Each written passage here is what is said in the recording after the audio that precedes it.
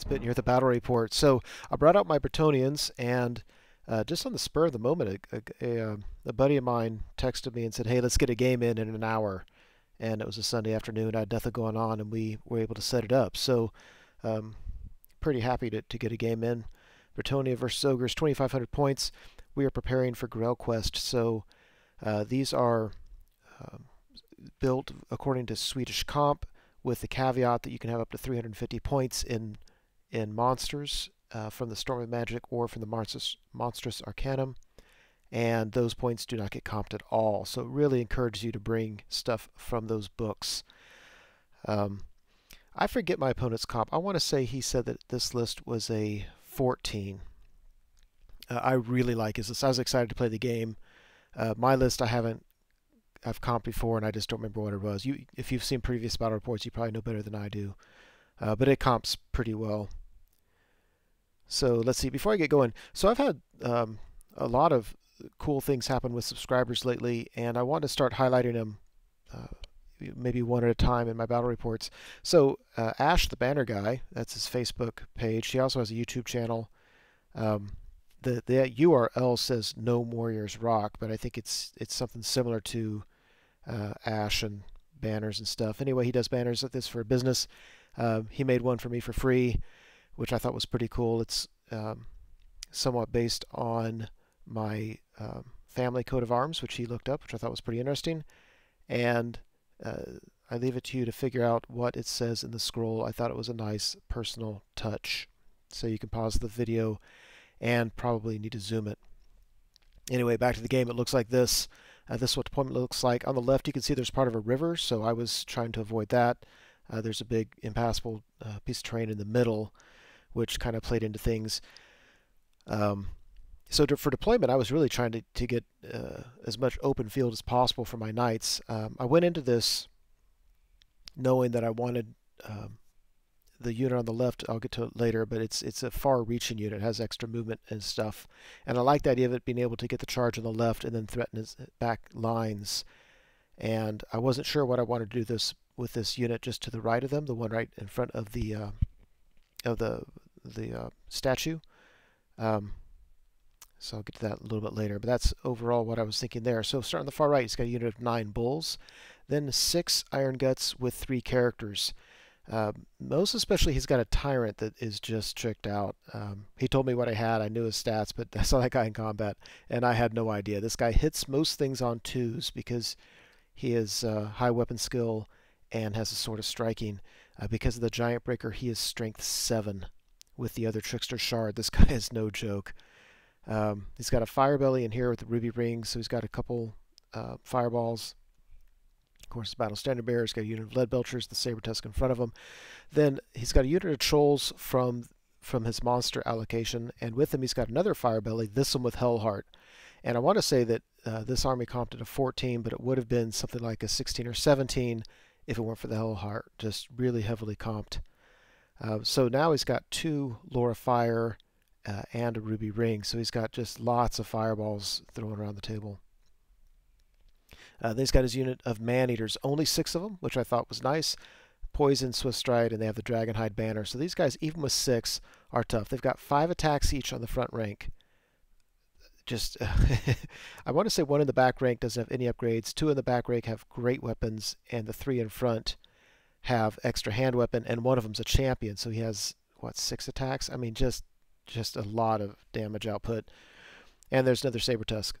So on the far left, I have a unit.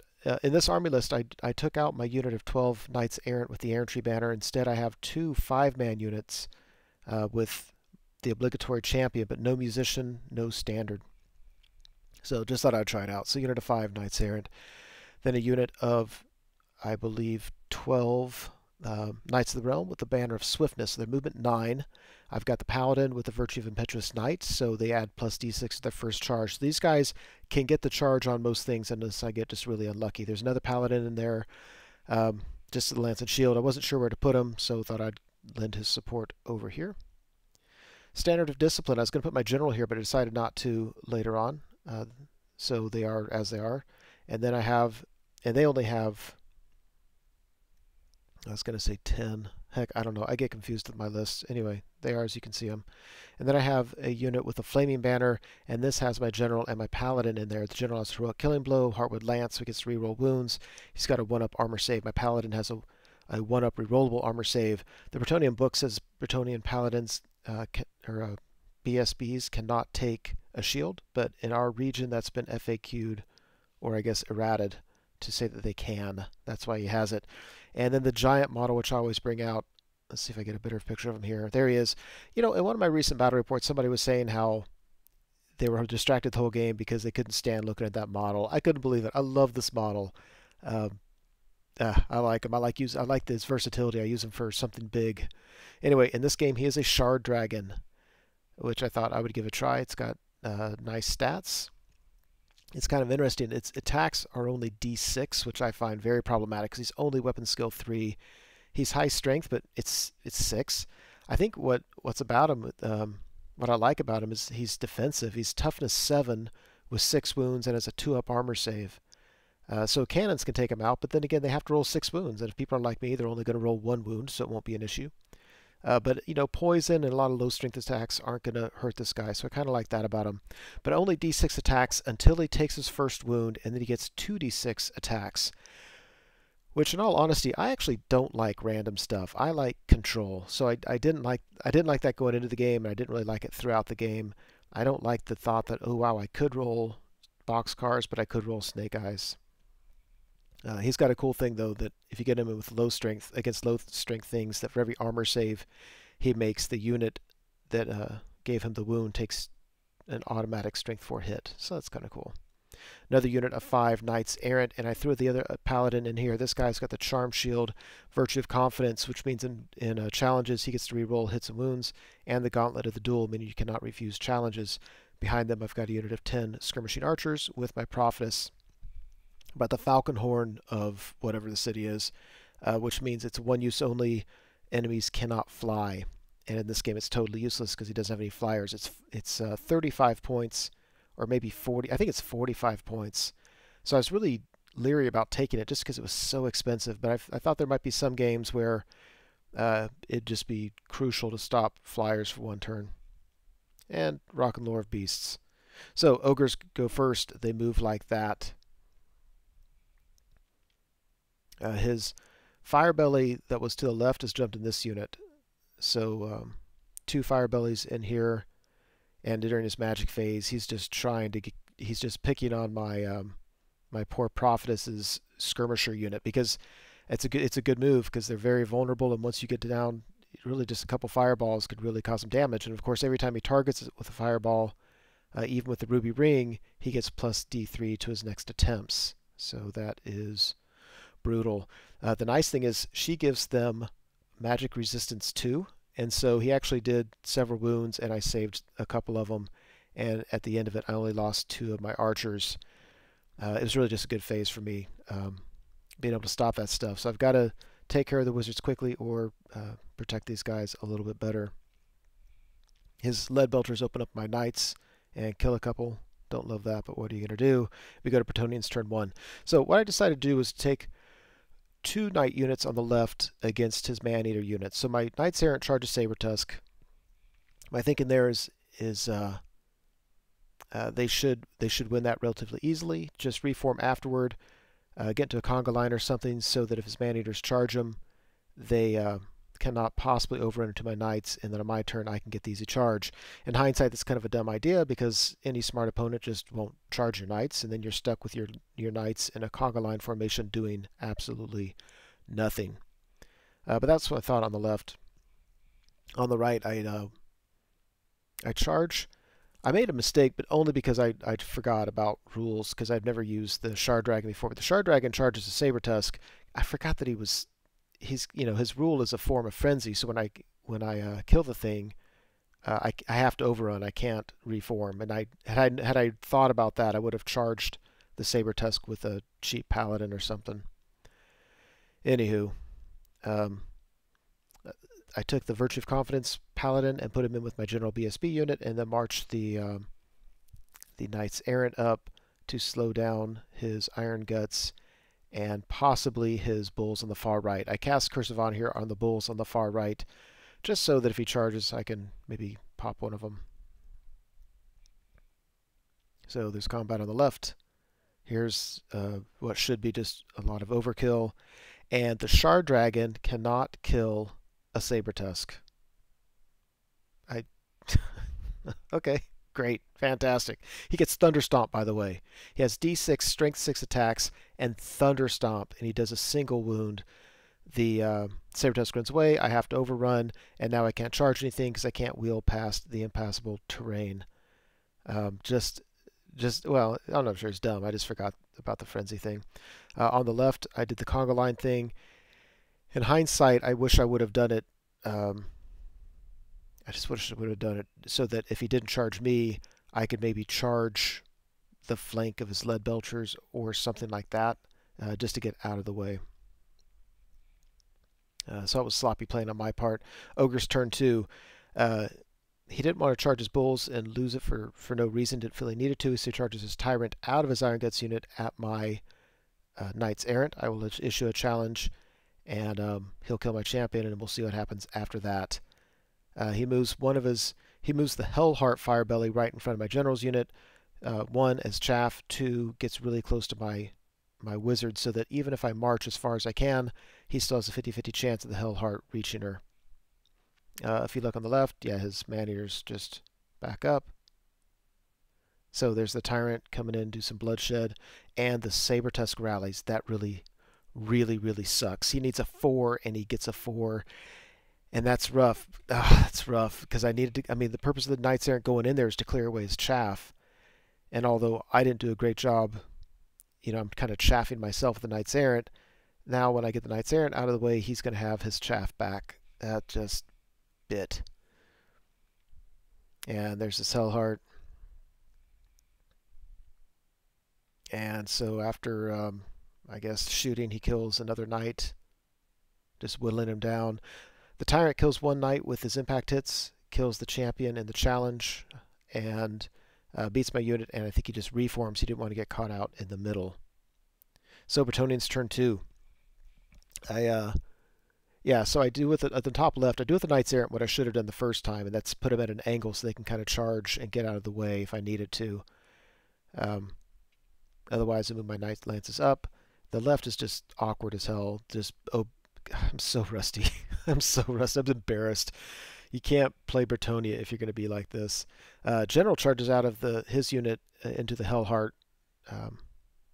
dude just to get him out of the way. My Knights Errant rally, which I thought was nice. There's that. So his Saber-tusk can charge me, which I think would be fine. Almost anything that happens there would be fine. If he beats me and overruns, I think it'll still open up a path for me to the man-eaters. Yeah, so whatever. If he would lose, that'd be ideal. I could break him and then pursue and get these knights out of the way. That'd be my hope there.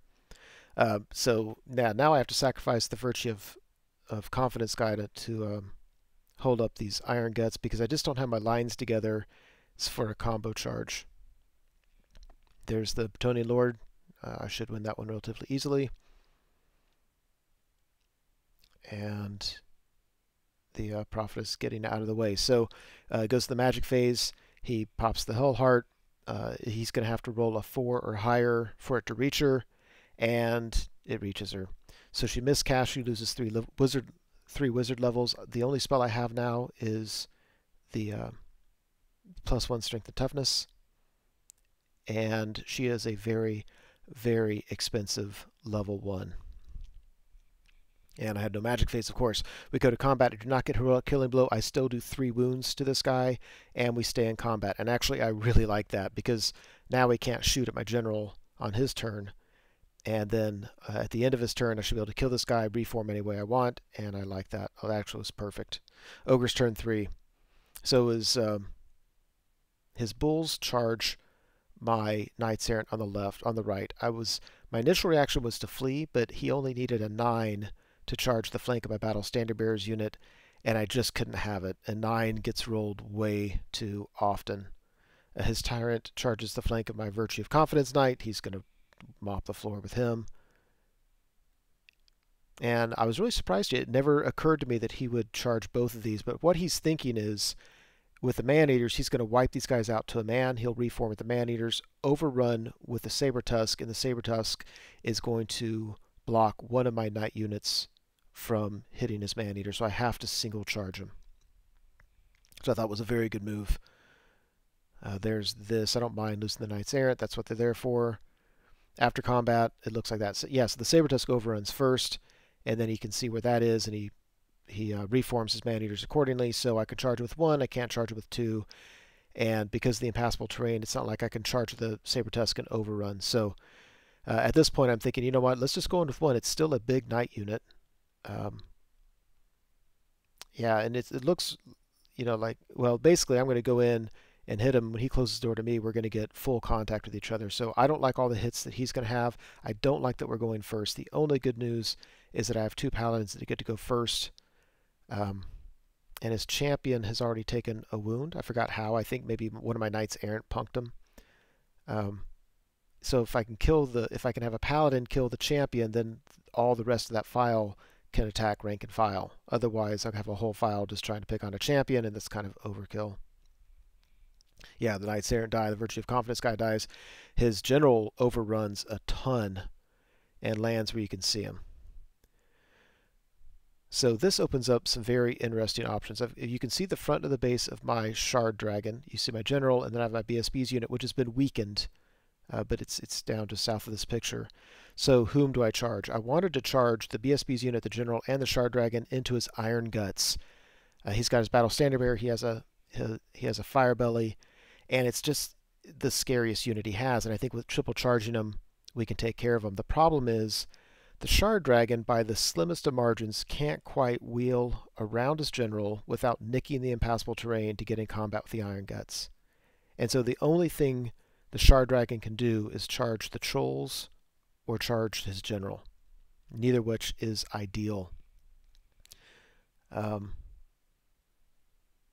Yeah, so what I did is I decided, screw it. I want to take the Shard Dragon into his giant breaker, into his tyrant, just to see what happens. I think if you look at the stat line, my opponent wins that, but you never know what could happen. And even if I just greatly weaken his tyrant, that could make a big difference later on. Yeah, so took the general and the weakened knight, so the realm unit, into Iron Guts. That's very, very scary. I'm not sure it's a wise decision, but I just wanted to see what would happen with it. I did the solo charge of the man-eaters, the only one that I could, and then I reformed the other knights to help out the right side of the table. So I've been dinking around for 2 turns on the left, and now they finally turned to help out on the right. Total waste of that knight unit. They weren't available on the left or the right early in the game. So there's this. We're both nervous. He thinks I'm going to win. I think he's going to win. The problem is, it's not about winning. I have to win, but I have to break him. If he sticks, I lose, because all I've got going for me is the charge. After that, I'm sunk. There's this. I'm excited to fight that Shard Dragon fight just to see what happens. I think his general's taken a wound from a miscast or something like that. I think that's what that red die is for. And there's this. That just seems so nice and heroic. I don't think it's the wisest of decisions, but I was very okay just seeing, hey, this looks like something Bretonnians would do. One rules question we had, which I'm just curious about because I've had different opponents play it differently against me, but I have 2 units charging in. I have my general charging in, and I have the knight unit charging in. And if I separate the general from the knight unit, I can make it to where he can't pick on my BSB or my general with too many people. So it would max every model that could be in combat would be in combat, but it wouldn't necessarily maximize, like, basically I would have my generals would be touching, what, 1 guy instead of 2 guys. So the question was, do you have to maximize for every unit there, or just maximize, make sure everybody's in the fight? We decided to do the maximizing because it seemed like the most logical fluff-wise. Don't know what this picture is for. That's my level 1. Yeah, so what I was thinking is the only spell that really needed was against the man-eaters. One, the +1 strength and toughness. I went to the magic phase. I rolled box cars, but then I channeled. I had 3 dice to his 1, and I rolled nothing and didn't get the spell off. So we go to Bretonnian's turn 3. Yeah, this was soul-crushing. So my general goes in there. He gets his attacks first. He gets 2 heroic killing blows right off the bat. I think we get in a challenge. So I only kill 1 guy, but, you know, it's 6 combat res. So I'm thinking, okay, this is pretty cool. Now I just need my defense to hold up. So he throws a lot of stuff at my BSB. I've got a 1-up rerollable. He's strength 6. It's a 4-up rerollable followed by a 5-up ward save. Saves them all. Nothing. Nada. His fire belly does his breath weapon and kills 2 knights. And that ended up being the difference. He kind of fluffed his attacks. I made some good saves. I had him up by a lot, but because of the 2 knights killed by the flame attack, he was steadfast and stuck. And that is not how you win with Bretonnia. The Shard Dragon goes against his general. His general does 3 wounds on me. I think that's probably about what he should do. My guy does 1 wound on him. He has 4 wounds left. So I'm assuming he starts with 6 wounds or something. So I don't want to blame the Shard Dragon on that. I don't think that's a good matchup. Yeah. Over here, yeah, so the Knights did pretty well. I mean, the Paladin killed his champion, so then I had just had all these attacks going against him, and even though he got to attack back, you know, I'm hitting on strength 5. He's really not getting a save. He might have a 6-up save, I guess. You know, but when he attacks me, it's strength 5. Some of them had strength 7, but I'm getting some kind of armor save and the 5-up ward. Plus, I have all the ranks and the charge and all that, so we beat him, but we couldn't run him down. And I hate that. It is such a tough battle to win. The only redeeming thing about this is the man-eaters have swift stride. So 2 units have swift stride. I get it. You got away. I'm okay with that. I hate it when I have swift stride and they don't, and I can't catch them. So Ogres turn 4. His man-eaters rally. Of course they do. His bulls charge the flank of the Shard Dragon. I don't think it's going to matter because I think his general is just going to kill my guy. His trolls charge the flank of my general. I found that not interesting. I thought, well, of course that's what he would do. What I found interesting is he issues a challenge. One of us issued a challenge. Anyway, a general gets in a challenge so that his trolls are there with a charge, a rank, and a flank, but they can't vomit on my general. So I was happy about that. But my hope there is that my general survives, loses combat, runs, and gets away. Because in the long run, he's not going to survive. Yeah, there's that. Yeah, so he casts Fulminating Flame Cage on this unit on the far left, right in front of his man-eaters. So every time they move, they take a strength 4 hit. I wasn't too awful worried about it. He miscasts, drops a small round template on his fire belly, which hits my general, my BSB, and my champion. It hurts me more than it hurts him. So then the lead belchers, they had turned, so they're too wide because it's the only way they could turn and fit with just the units around them. These 4 guys shooting open up on my knight's unit and just rips them to shreds. I think I made no armor saves. They just pounded these guys. Then I failed my panic test and ran away. So I was miffed at first that I was going to have to charge the man-eaters again, but at least I was like, yeah, but at least I'll get the points. Now I'm like, oh crap, I just lost a knight unit. Now I've got no answer for anything on the left side of the table. He saved all those points. BSB and his unit all get crushed. My general, he killed whoever's in the challenge with and got away. And now it really doesn't matter. Even if I rally, I'm going to turn around. He's going to charge him with Iron Guts and certainly will do enough wounds. And the Shard Dragon actually survived. He put another wound or 2 on the Tyrant, and yeah, I think he just lost to combat res. He's stubborn 8, and he fails it and runs away. My BSB was dead by that point, so it was an 8 without a reroll. It's going to happen. Now the problem is I can countercharge with my useless knight unit, but now they're going to clip, and so I'm going to get a whole file of guys not into the attack. Charge anyway, because what else am I going to do? Everything's freaking dead or running away. General rallies. He says, bring it. These guys are on snake eyes, so They don't want anything to do with it.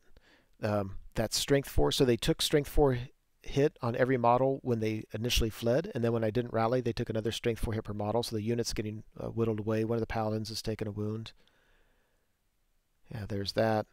And after combat, yeah, that was just disappointing. So I won. He was on like a 7 without a reroll and got it, so of course. So then he just reforms down, so his Tyrant has room to charge in. Ogres turn 5, Tyrant charges in. Yeah, that's not good. This dude is a beast in combat. Yeah, so like an idiot, I issue a challenge, and he says nope, and his BSB goes away to hide. Where in hindsight, I'm thinking I probably should just stood there and threw a couple attacks at the BSB, hoping to get lucky with the heroic killing blow, and but no, didn't happen. Yeah, so they come in, the general kills a bunch of guys. I'm not even steadfast. They break and run down my knights because I have Swift Stride and he doesn't. Of course, he catches me. Bretonnia turn 5. Oh, my general dies. Just gets smacked around. Actually, that's not true. He didn't get smacked around, but he did take exactly 2 wounds, which is all I had left. These guys don't rally. So I take the prophetess out of this unit because I know his lead belcher is going to shoot at her. So she's hiding behind him for a +2 save. That's all I could think of. I couldn't get her behind the house. So I think even with that, they may be able to get her, but you never know. Ogres turn 6. Yeah, let's go back up one. He needs a 9 or a 10 to make the charge with his iron guts that are so far away. Yeah, he gets it. And so what he does, they scrunch together, and it opens up a window for his lead belchers to shoot at my prophetess. Yeah, it's one of those games. They shoot at her, though. I think they do 1 wound. The peasants get slaughtered. She fails her panic test, runs through the house, fails a dangerous terrain, and takes a 2nd wound. These guys, of course, don't rally. They're on Snake Eyes because there's still the Standard Bearer left. They run through the water. The Standard Bearer fails his dangerous terrain, so that gets all the knights are dead. Now they would rally on an 8, but of course it's the end of the game. So she doesn't rally, but she doesn't run off the table. And the game ends like that. Oh my gosh. What a freaking massacre. Yuck. Yeah. Let me tell you, though, I loved this game. I'll take losing. I'm willing to lose a lot if it's a game like this because there were decisions to make. It was a lot of fun. And people say I win all the time. I win enough. I lose plenty. But I would like to point out a couple things in this game because I like to laugh at the bad dice, but the dice were not bad this game. They were just bad at the very end to add insult to injury. That's when it got funny because the game didn't turn on bad dice. One thing that I alluded to before was this knight unit in the middle with the red star by it was totally misplayed. I don't mind putting it behind the impassable terrain because it can veer on either side. But I allowed it. If I'm going to try to take to the left of the impassable terrain, I need to be a little bit to the left. I mean, where they're at now is just really, really awkward. I probably just needed to shift my whole lines to the left a little bit, or having deployed like this, I should have went ahead and taken them to the right. I miscalculated that big unit of knights on the left against his man-eaters. With 2 paladins and all those knights, I think they take man-eaters. I probably need to do the math on it, but I think they take them. And the nice thing is the man-eaters don't have a reroll, so even if I don't crush them, if I just win, they don't get a reroll, I might break them. So I think the better thing to do was just, if you've got a big unit of knights, 2 paladins, that's why I deployed that way. I put the 2 paladins there for that extra, oomph. They have movement 9 with an extra d6 in the turn they charge, so they should easily get the charge of the man-eaters. I should have just let that be it and used the one on the right for the right hand side. Secondly, this turn was just a lot of fun to do. A lot of, hey, let's just see what happens. It seems so heroic. But this is where the game really turned. What I should have done is charged the general, and my BSB's unit could have charged his bulls on the right, which would have been so much easier to beat in combat than his iron guts. Mainly because when I go in there, when he attacks me, he's at strength 4 instead of strength 6. And he didn't have characters. He had 2 characters. His Firebelly and his BSB both had a 4 board save. The Firebelly had a 4 up against Flaming, and this was my Flaming Banner unit. And then, of course, the BSB. So he put the front rank and saved a lot of wounds. put the same thing with the bulls. I win that, and what I should have done is instead of charging the shard dragon at his tyrant, who's designed to kill stuff like him, I should have moved him back, just been patient, and lined him up with the other knight unit that I had misplayed. But I would have had a knight unit and a shard dragon on the left. The general in the BSB's unit more than likely would have beaten that ogre unit, and I think the best thing it would do instead of pursuing him would just be to turn him around, and I would have all 4 units facing the center of the table and would have been in a lot better position. Actually, I take that back. If by reforming him the Iron Guts could see me, then I probably wouldn't do that. I would go ahead and pursue the bulls just to get out of the way. But I think the most that could happen, his general could have charged my knight unit. But nothing else he had, I think, could have made a charge. And I think if his general charges my knight unit, I guess he could win, but I'd have a lot of static combat res, and I'd be steadfast even if I didn't. And then I could countercharge the shard dragon in the flank of his general and probably win that. So I think this would be a much smarter move rather than just throwing weakened units at his toughest unit. So, but I'm okay with it. I mean, this is a fun game. I need games like this where I just take some of the pressure off, have fun, laugh, and not put so much pressure like I often do put on myself for tournaments and stuff. So anyway, that's it. Hope you enjoyed it. Hey everyone, Once Bitten here. Thanks for watching the video. I hope you enjoyed it. As you know, YouTube has several functions you can use to interact with videos such as this. You can like the video, you can leave a comment, you can favorite the video. I want you to know that I appreciate it when you do things like that. It feels much more interactive than simply me talking to a screen. So if you're willing to do so, please like, comment, and favorite the videos. Subscribe to the channel if you want, and you certainly are welcome to share this video on your blog or other websites if you are so inclined. Again, thanks for watching, hope you enjoyed it, and I'll see you next time.